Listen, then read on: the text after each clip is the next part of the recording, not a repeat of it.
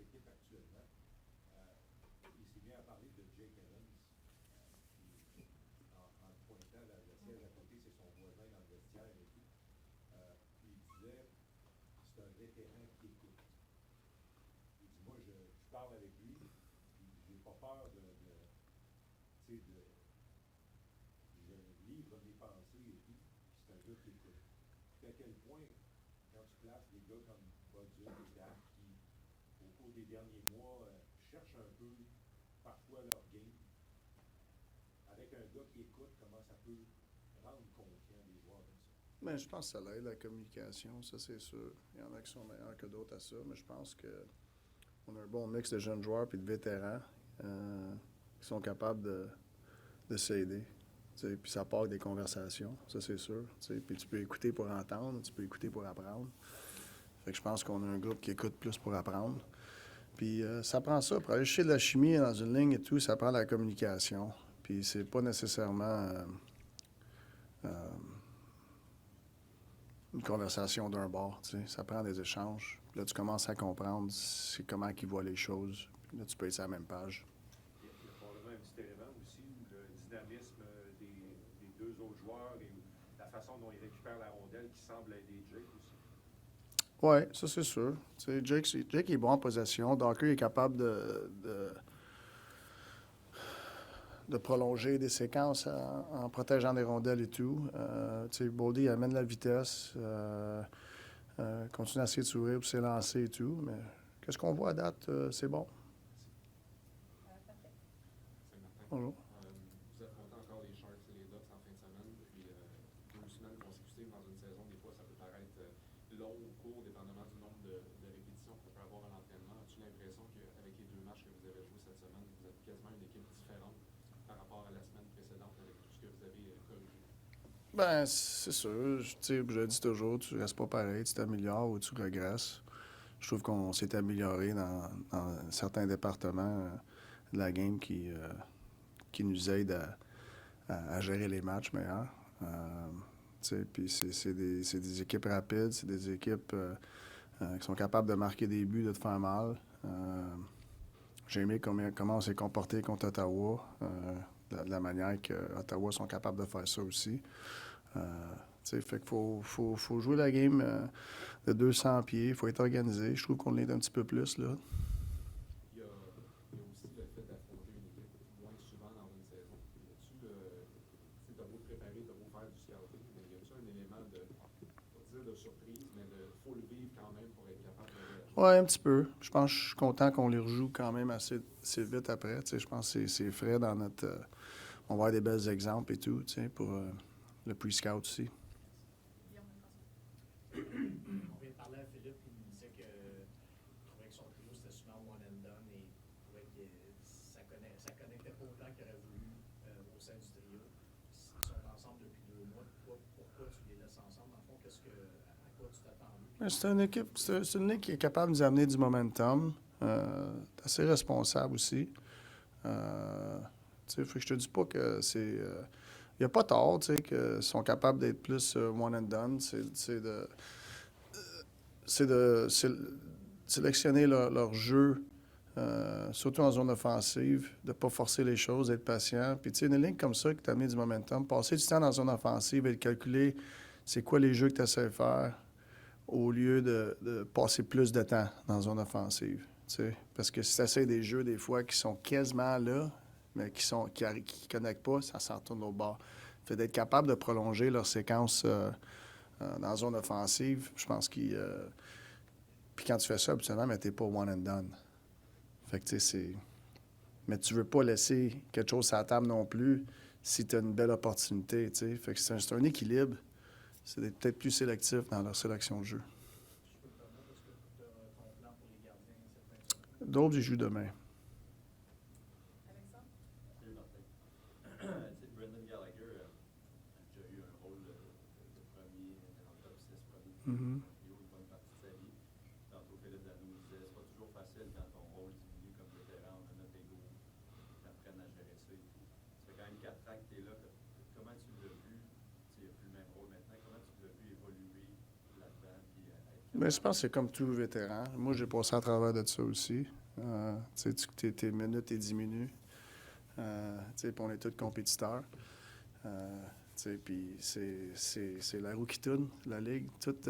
Quand Galley il était un joueur de premier plan, top 6, là, mais il a justement poussé un gars, un vétéran qui ses minutes ont diminué. C'est la roue qui tourne.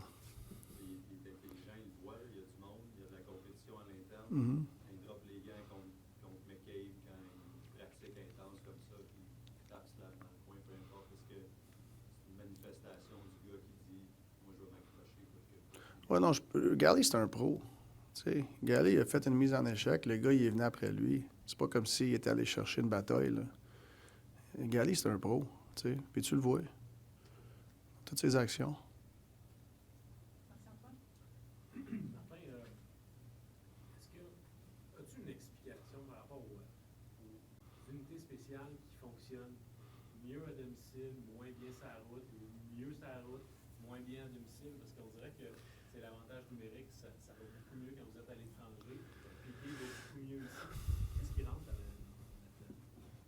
Je pense que des fois, c'est le timing de où est-ce qu'on le sent dans ce département-là. Des fois, c'est plus de timing, de la cédule, où est-ce qu'on est. Je pense que c'est pas nécessairement côté à la maison ou sur la route. Je pense qu'il y a trop de... Peut-être vous checkez trop d'affaires. Ben, parce que des fois, les écarts sont grands, puis on dit, mais c'est peut-être en annonce. Ben, tu sais, à 5 contre 5, je te dirais peut-être, tu sais, parce que t'as pas les derniers changements sur la route.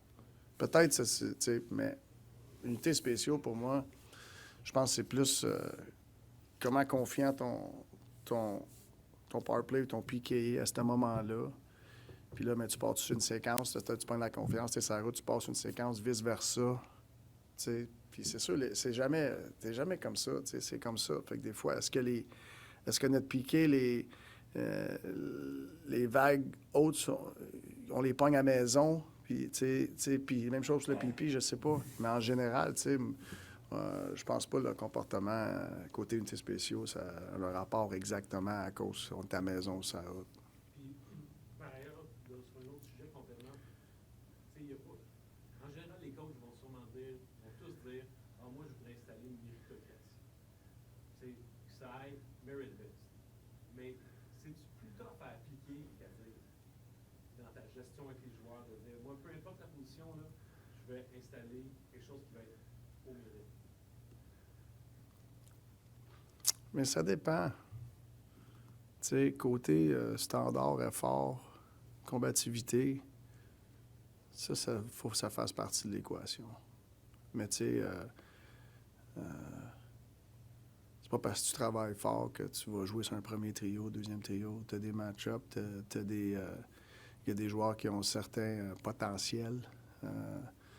Fait que, tu sais, tu as une catégorie de joueurs, peut-être que oui, ça vient avec ça. Tu sais, dépendamment dans le rôle que tu joues, tu sais. Si tu vas être un gars qui joue du piqué plus, tu sais, puis là, tu as une bonne séquence offensive, là, hop, il mérite d'aller sur le power play. Tu sais, ça marche pas comme ça. Tu sais, mais les attentes avec nos standards, côté comment tu pratiques, comment tu es combatif, ton effort, ton attitude, ça fait partie de l'équation. Bonjour. Comment tu décrirais l'évolution d'Oliver Kapanen en tant que jeune joueur de centre depuis le début de la saison, notamment sur le plan offensif? Épanoui quand même 20 buts cette année. Comment tu l'as vu grandir dans ce rôle-là? Mais Capi, c'est un joueur très responsable. Tu sais, il respecte beaucoup les règlements de la game collective et tout. Tu sais, fait que c'est rare qu'il n'est pas à bonne place des deux bords de la glace. Tu sais, puis quand un joueur joue comme ça, ben, habituellement, ben, il va avoir les touches à la bonne place. Fait puis il se trouve beaucoup alentour du net, puis il est capable de marquer. Je pense que plus qu'il va avancer, plus qu'il va avoir l'expérience, comme tout autre joueur, la game elle va ralentir plus en possession. Moi, je pense qu'il va avoir il va commencer à avoir la POC plus en possession, transporter la rondelle plus. Puis ça vient avec l'expérience, puis être à l'aise avec, tu sais, de lire comment d'espace tu as vraiment, puis comment vite elle va se faire...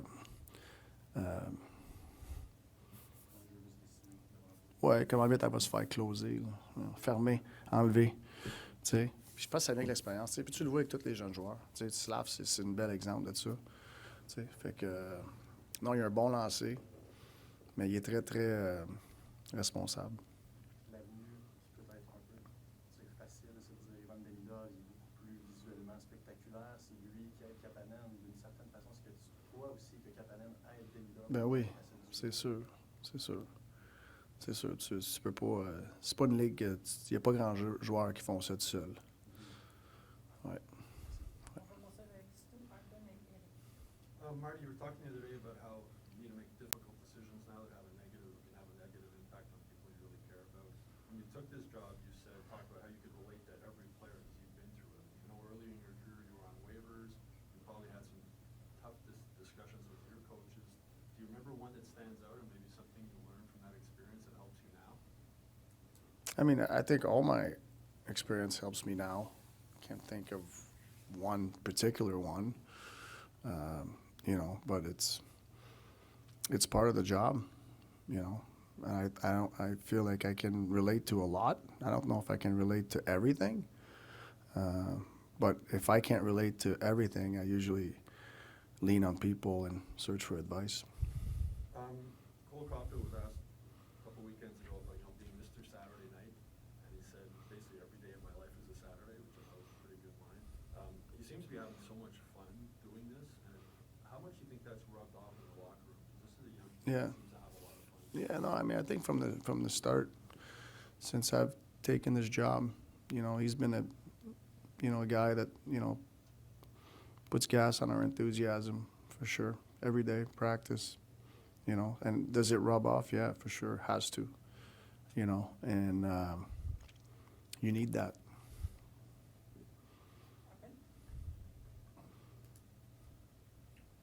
Caden once told me about overhearing a conversation between you and Lane and we walked away thinking, like, I have no idea what they were doing. Without specifics, I guess, but can you, I know Lane looks at video and like the whole team does, but he's looking at areas of the other team that he can kind of exploit that night. When you have those conversations with them, how detailed are they? Can you characterize them in a certain way? Like, why can't Caden understand what you guys are talking about? I don't know. We probably don't have the same conversation. I don't know. There's no context to your question. If you're talking about a specific situation in the offensive zone and the way a team defends and how what options you have, like how does that conversation go? Well, I mean, it'd be a different conversation with Lane versus Goulds because they're not going to do the same thing. They don't have the tools to do the same thing. So the same problem, I'm going to talk to Lane, solving it different ways than I'm going to talk to Goulds how to solve that problem based on their tools and what they are. So, you know, that's what I mean is it's different conversations. The same way defensively. The way Goulds going to close a play, you know, versus, you know, a similar or smaller guy is different than the way Lane's going to close a play versus a much bigger guy than him. So there's context to the conversations and the type of player. When Uri was at the Olympics, he was looked upon to carry a heavy load for his team, and they relied on him to produce offense. Did you have to talk to him about readjusting back to his NHL reality when he came back? Did you have a conversation with him about using his teammates more, just playing with him before the game more than he might have been doing? I don't know if it was conversations. I mean, we talk, you know. I feel Slav had been through a lot, you know, going to the Olympics. You know, he took some big hits and he played through all that and traveling back, jumping back in games.